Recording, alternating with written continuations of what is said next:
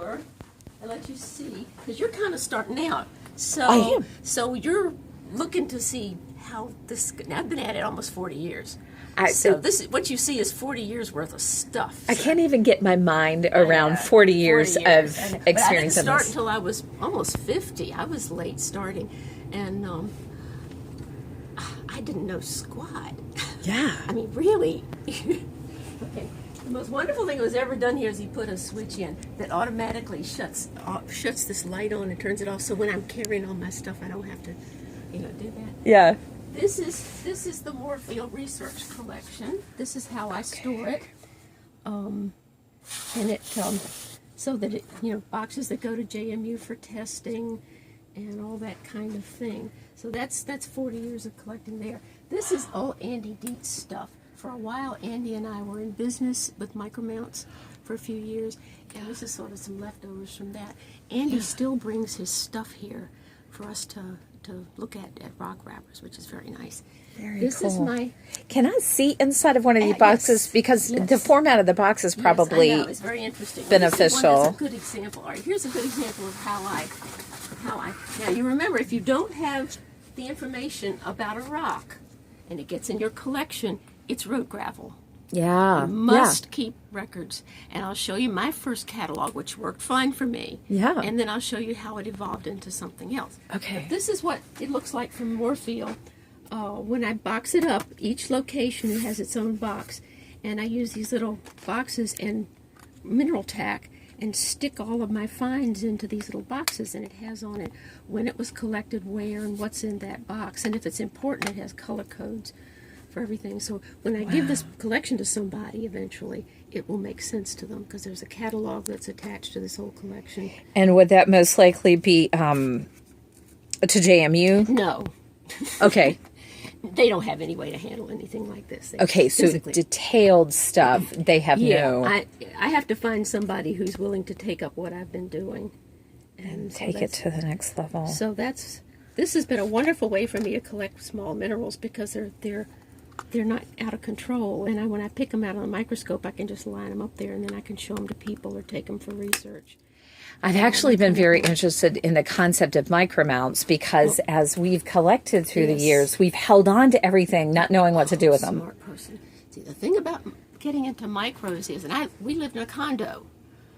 Yeah, which makes a load of sense. I had 1.5 square feet of space to do my rock hobby. Yeah. What was I going to do with big hunks of rock? Yeah. And plus, if you do micros, you never come home empty-handed. You always have something cool.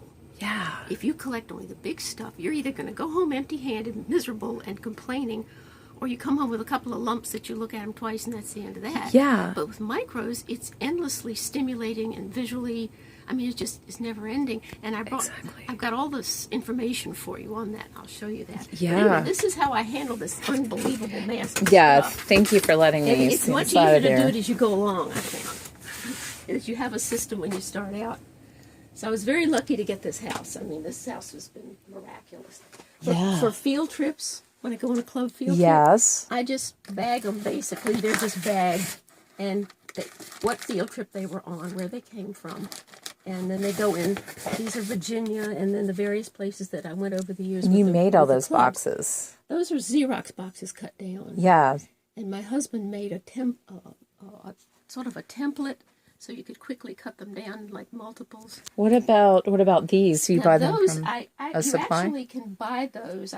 That's a whole box of them. They come unassembled. Yeah. And you can assemble them. But these are probably the best deal going on those wonderful Xerox boxes. Because everybody always has them. And you can just... And Mike, while he was working downtown, used to bring them and distribute them to the club, but he just retired, unfortunately. Fortunately, that's awesome. I know. This is great. That's why he's up there working on the porch. Yeah. So this is my collection room. And over here, this is the rack, because people who come to rock wrappers, rock people want to look at rocks. This is fundamental. Wherever they are, whether at the meeting or here, anywhere, they want to look at rocks. Right. So these are, Andy brings stuff that he lets people make bids on to buy. And these are real inexpensive micros.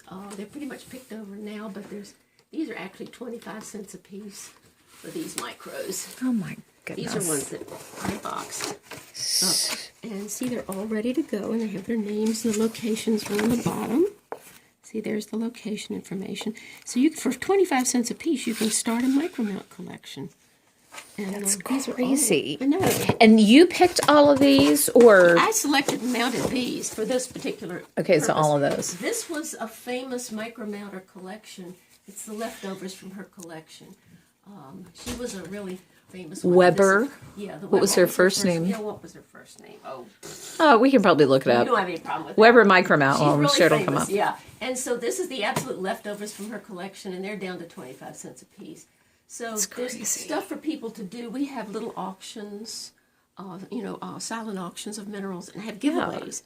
I have boxes and boxes of egg cartons full of giveaways from different locations. You can sit here and pick out enough micros to keep you busy for the next 10 years for nothing. Wow. So that's another thing about micros is it's not, once you have your microscope, the hobby's basically very inexpensive. Which reminds me, what is your source for the little plastic I'm boxes? providing you with that. I've got all that for you already. Okay, cool. So I've got that. Cool. Okay, so that's this one. See, when you come to rock wrappers, you'll be like an old hand. You'll know. Oh, I have so much to ask that I need to get some of it filtered out now. Yeah, we'll get there. Let's see. I'm doing maps for the Morefield mine. Yeah. And I'm an art teacher. Right. I have my number capabilities are, nothing. So I've had to learn some surveying stuff to do this, which for me is very challenging. Yeah. But I'm the only one that does this kind of map, and on this map will go where everything I found came from, where all the minerals were found. The history of the mining can be done. It'll be a digital record, and it'll have every bit of the history and the mineral finds recorded on a map, because there is no map like this in existence. Now, how far along are you? Are you like 10% along or 70%? Well, or I'm having to redo it because he just did a new survey.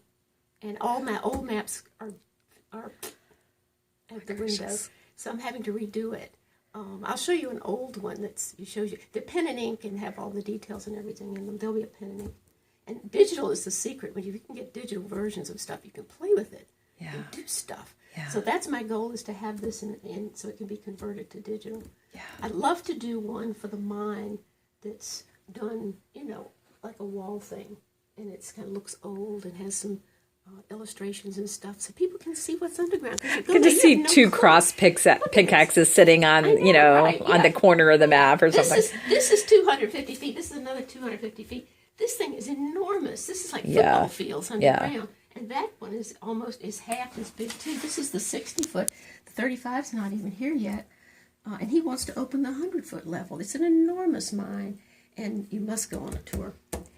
Get yourself down there. I'll do that relatively soon, actually. Yeah, you'll need to do that for sure. So that's that. What is this one right here? Just a certain angle. Sam sends me all of the survey information, and then I have to figure out what it is. Got it. Yeah. I have to figure out what spans are and what intervals are and all this stuff that is basically engineering, and I have to figure out and translate all that information into this, because what you get from the surveyors is just that. That's all you get from the survey. And I have to figure out exactly where everything is and make sure that the levels line up with each other, so that the 60-foot and the 45-foot line up, everything hooks together correctly. Now, that's been a challenge. How do you lay out certain components so that you can say what's been found? Like, would you use 5 in, 6 in, or my cataloging? Do you have increments like between these? I know where things came from because I kept records as I found them. Sam was very good along the decades, and would bring me or set aside. He'd bring some stuff up and set it on the ground for me to process, so I knew where it came from. Good. Or he'd bring me up buckets, and I knew precisely where they came from. So when we make a find, we know exactly where in the wall it came from, and that's valuable information. Oh, yeah. The 1992 stuff that Lance Kearns did, we know exactly where that came from. We know precisely in the wall where that came from. So that's all information that goes in the archive. The Division of Mines, Minerals, and Resources in Charlottesville wants all this stuff that I'm doing. Of course. As an archive, the state government has given them a mandate that they're to save information about Virginia mineral resources, and this is part of it. So they're going to take all this stuff that I'm producing, all the records that I've done, and they want it, which is really nice, because I'd like to leave that somewhere where it would be So I'm having to learn how to archive. Right. I'm going to go ahead and take a break. Yeah.